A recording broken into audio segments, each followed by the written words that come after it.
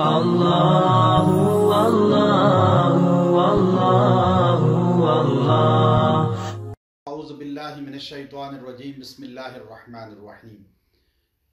ابھی جمعہ کی نماز کے بعد عالم اسلام کی عظیم شخصیت، جن کو پوری دنیا کے اندر عزت اور احترام کی نگاہ سے دیکھا جاتا ہے، علماء عرب و عجم ان کو اپنا مقتدا مانتے ہیں، حضرت مولانا مفتی تقی عثمانی صاحب دامت برکاتہم العالی پہ قاتلانہ حملہ ہوا، جس پہ ان کے گارڈ جو ہے وہ شہید بھی ہوئے اور ان کے اہل خانہ زخمی بھی ہوئے۔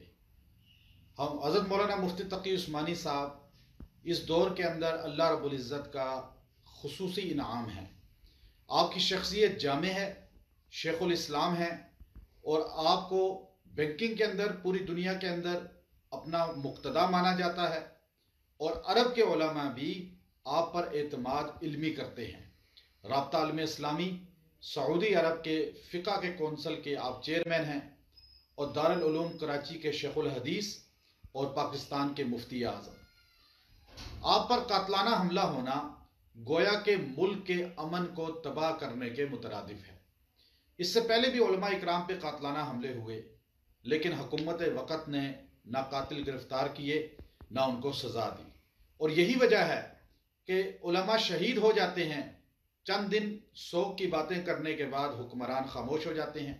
ہماری انٹیلیجنس ایجنسیاں اور ہمارے حکمرانوں کے لیے لمحہ فکریہ ہے کہ جو علماء ملک کی سالمیت کے لیے دعائیں کرنے والے ہیں، ملک کی سالمیت کے لیے محنت کرنے والے ہیں، اور ایسے پرامن ہیں، ان کو کس طرح شہید کر کے اس ملک کی سالمیت داؤ پہ لگانے کے لیے دشمن کوشش کر رہا ہے۔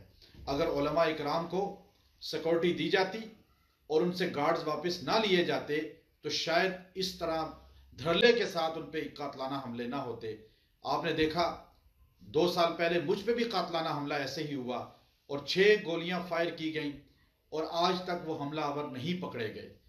یہی وجہ ہے کہ ہمارے مولانا سمیع الحق شہید ہوئے، اور ہمارے دیگر علماء پنڈی، لاہور، کراچی، پورے ملک کے اندر شہید ہو رہے ہیں، لیکن حکمران قاتلوں کو نہیں پکڑتے، الٹا علماء ہی سے ان کی سیکورٹی واپس لے لی جاتی ہے، ان کو نہتہ کر دیا جاتا ہے۔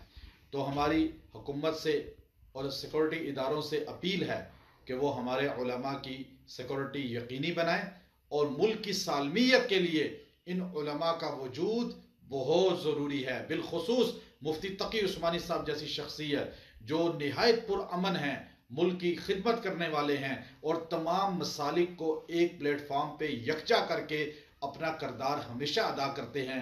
چیف جسٹس سپریم جو ہے وہ رہے شریعت کورٹ کے، اور شریعت کورٹ کے چیف جسٹس بھی رہے، اور ملک کے اندر اللہ رب العزت نے اور پوری دنیا میں ان کو مقام عطا فرمایا ہے۔